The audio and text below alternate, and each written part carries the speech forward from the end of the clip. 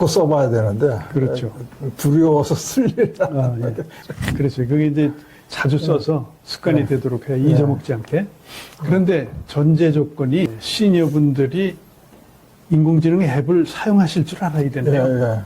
그죠? 기본적으로. 그걸 먼저 알아야 되네요.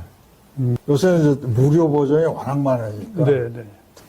굉장히 쉽죠. 그러니까 그걸 이제 쉬워도 안 써본 분은 안 못 써보면 모르는 그러니까 거예요. 있는 것조차도 모르는 네네. 리튼이든지 뭐 챗GPT든지 제미나이든지 뭘 하나를 연습을 해놔야 되네. 그죠? 좋은, 그러면은 시니어를 위해서 내 비서를 둔 것 같이 그렇죠. 여러 가지 활용할 게 많다. 예. 그런 말씀이죠. 시니어들에게 날이 갈수록 전화번호 하나 찾는 것도 문자 한 줄 보내는 것도 예전보다 더 번거롭게 느껴집니다. 기억해야 할 것이 많아지고 새로운 앱과 기능은 계속 늘어나는데 누가 옆에서 도와주지는 않습니다. 인공지능 시대에 시니어들이 느끼는 불편함과 공포는 날로 심해집니다. 그런데 만약 말 한마디로 대신 정리해주고 내 마음을 대신 표현해주고 어려운 글을 쉽게 풀어주고 필요할 때 바로 알려주는 그런 조용한 생활비서가 있다면 어떨까요? 더 중요한 것은 이 비서는 눈치도 볼 필요 없고 시간도 가리지 않고 월급도 필요 없고 내 속도에 맞춰서 천천히 도와주는 이런 개인 비서가 있으면 얼마나 좋겠습니까? 이제는 기술을 배우는 시대가 아니라 기술의 도움을 받아 더 편하게 사는 시대입니다. 시니어에게 AI는 어려운 기계가 아니라 생활을 가볍게 만들어주는 말로 쓰는 생활 비서입니다. 시니어 개인이 1인 1비서를 갖는 데 도움을 주는 것이 고참 잡담 시니어 인공지능 생활 비서를 갖자 이 영상의 목적입니다. 고참 잡담 제53화 시니어 인공지능 생활 비서 제1부에 이어서 고참 잡담 제54화에 제2부도 여인갑 시니어 AI 생활 비서 고참의 설명으로 이어집니다. 구독, 좋아요, 알림 설정 감사합니다. 두 번째는 우리가 이제 문자로 카톡을 작성하는 방법이 있습니다. 예를 들어서 모임에 불참하는데 내가 못 간다. 이것을 예의 있게 두 문장으로 써달라. 또는 감사 인사도 따뜻하게 두 문장을 써달라. 이렇게 해서 감정은 따뜻하고 문장은 짧게 써달라. 이렇게 조건을 주면 됩니다. 한 가지 예를 보겠습니다. 내가 모임을 불참하게 되는데 예의 있게 두 문장으로 써달라. 그랬더니 AI가 답을 해주고 있어요. 죄송하지만 개인 사정으로 이번 모임에는 참석이 어렵겠습니다. 다음에 꼭 함께 하겠습니다. 이렇게 적혀있어요. 이걸 물론 카톡을 보내도 좋겠습니다만은 또 하나는 감사 인사를 따뜻하게 두 문장으로 써줘. 이렇게 하면은 이것도 마찬가지로 늘 마음 써주셔서 진심으로 감사합니다. 덕분에 마음이 참 따뜻해졌어요. 이렇게 AI가 우리 마음을 잘 표현해 줄 수 있는 이러한 내용으로서 써줍니다. 얼마나 도움이 많이 되겠습니까? 세 번째는 번역이나 여행이나 병원 같은데 이럴 때도 AI가 도와줄 수 있습니다. 예약 시간은 3시입니다 하는 것을 영어로 써달라. 또는 공공문서는 좀 문장이 어렵지 않습니까? 그래서 문장을 좀 쉽게 풀어달라든지. 그래서 낯선 문장을 내 말로 바꾸는 도구로서도 AI를 우리가 활용할 수가 있습니다. 그래서 예를 들면 예약 시간은 3시입니다. 이것을 영어로 써줘. 이렇게 AI한테 부탁하면은 뭐 금방 나옵니다. 예약 시간이 3시다. 이렇게 AI가 가르쳐줍니다. 또 일본어로 하고 싶으면 또 일본어 하면 또 일본말로 또 나오고요. 그래서 지금 거의 다 세계 각국의 언어가 AI가 다 이렇게 번역을 해주는 그런 기능들을 가지고 있습니다. 그다음 네 번째로서는 사진 정리를 도와주는 그러한 경우도 있습니다. 내가 영수증을 받았는데 이 내용을 항목별로 정리를 해줘. 특히 격리부에 어떤 뭐 신청할 때 써야 되지 않습니까? 또는 이 안내문 사진을 핵심만 알려줘. 그래서 이렇게 부탁할 수도 있는데 이때 이제 사진 속에 있는 주소, 전화번호, 계좌번호, 주민번호 이런 것은 가리고 AI한테 부탁을 해야지. 안 그러면 이거 전부 다 들어가고, 또 내가 쓴 AI는 이런 데 썼다 그러면 그것이 세계적으로 다 알려주는 이러한 경우도 있으니까, 이러한 개인정보는 상당히 조심을 해야 되는 것입니다. 예를 들어서 지난번에 제가 영수증을 받았는데 지갑에 오래 갖고 다니다 보니까 내용이 무엇인지 잘 모르겠어요. 그러니까 이걸 사진을 찍어서 AI한테 이걸 영수증 내용을 항목별로 정리해줘. 이때 아주 그냥 깨끗하게 이렇게 해서 이게 안 보이는 줄까지도 깡 나오고 금액까지 이렇게 정리를 해줘서 이렇게 내가 그때 썼구나 하는 것을 알 수 있는 것이 되겠습니다. 그래서 안전수칙으로서는 이것만은 우리가 꼭 지켜야 되는 것인데, 첫째는 AI가 주는 답은 초안이라는 겁니다. 특히 건강이라든지 투자한다든지 법적인 문제 이런 거는 전문가하고 확인을 해야 됩니다. 그래서 쉽게 이야기하면 내가 지금 몸이 이런데 어떤 약을 먹으면 좋겠어. 그럼 AI가 다 이러이러한 약을 줬습니다. 그러고 금방 나오지만 그 약이 정말 그런지 하는 것은 약사한테 또는 의사한테 가서 확인을 할 필요가 있고, 또 내가 상속을 하려고 그러는데 어떻게 상속하는 게 절세를 하는 방법이냐.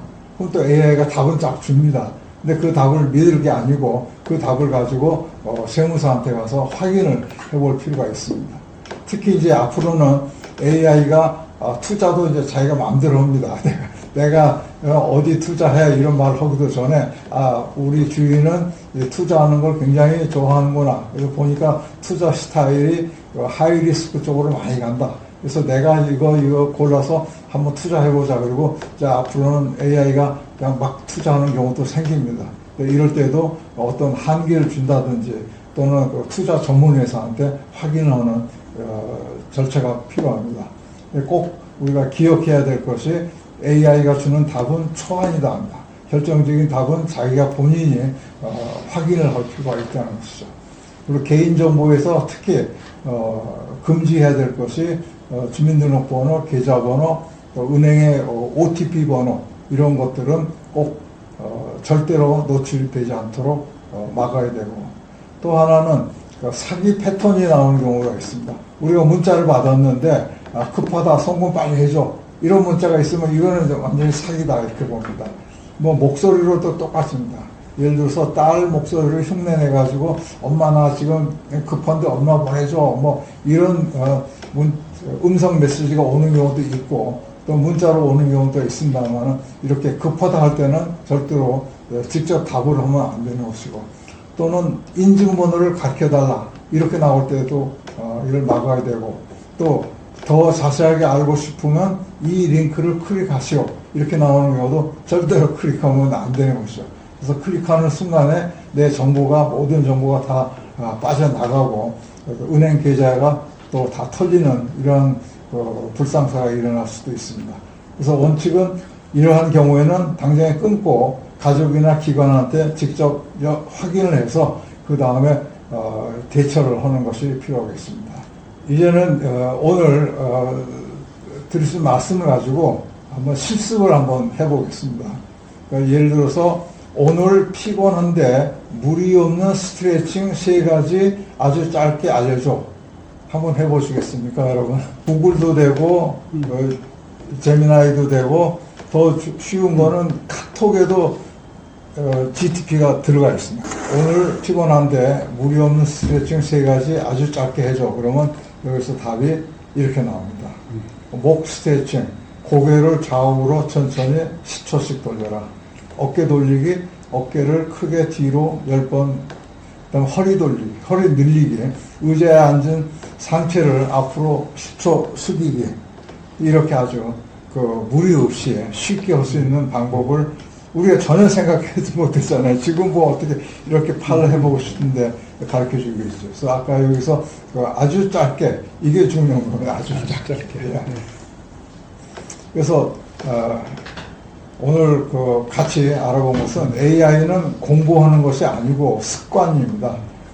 이것을 검색 대신 말로 부탁하기를 자꾸 연습을 해보시면은 AI가 정말 내가 필요한 나에게 도움을 많이 줄 수 있는 비서 역할을 충분히 할 수 있다. 이런 것을 우리가 체험을 할 수가 있습니다. 말을 부탁을 할 때 가급적이면 짧게, 그렇죠? 짧게. 그다음 핵심이 들어가야 되고 또 나의 그 특별한 상황 이거를 이제 같이 하면 됩니다. 예. 그렇게 해서 자꾸 써보시면은 비서 월급 안 줘도 되는 비서를 하나 고용하는 게 되겠습니다. 오늘 우리는 AI가 얼마나 거창한 기술이 아니라 일상에서 바로 쓸 수 있는 생활비서라는 것을 살펴봤습니다. 문자를 대신 정중하게 써주고 감사 인사도 따뜻하게 표현해 줄 수 있습니다. 어려운 문장은 쉽게 풀어주고 외국어 번역도 도와줍니다. 사진 속 영수증이나 안내문을 정리해주는 기능도 활용할 수 있습니다. 다만 다시 강조합니다. 개인정보, 특히 주민등록번호, 은행 계좌번호, 인증번호, OTP 번호는 절대 입력하지 않아야 합니다. 급하게 송금을 요구하는 문자나 링크는 사기일 가능성이 높으니 주의해야 합니다. AI가 주는 답은 참고용 초안이며 건강, 투자, 법률 문제는 반드시 전문가의 확인이 필요합니다.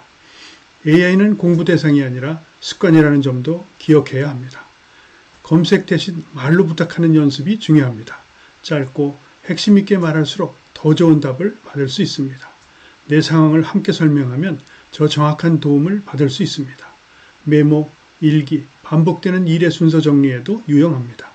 기억이 흐려질수록 기록을 도와주는 도구가 필요합니다. AI는 그 역할을 충분히 해줄 수 있습니다. 무료로 사용할 수 있는 앱도 많아 부담이 없습니다.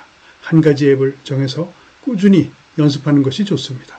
자주 써야 익숙해지고 두려움이 사라집니다. AI는 월급이 필요 없는 나만의 생활비서가 될 수 있습니다. 천천히 자주 말로 부탁하는 습관을 만들어 보시기 바랍니다. 고참잡담 제55화에 계속해서 여인갑 고참의 시니어 AI 생활비서 내용이 이어집니다.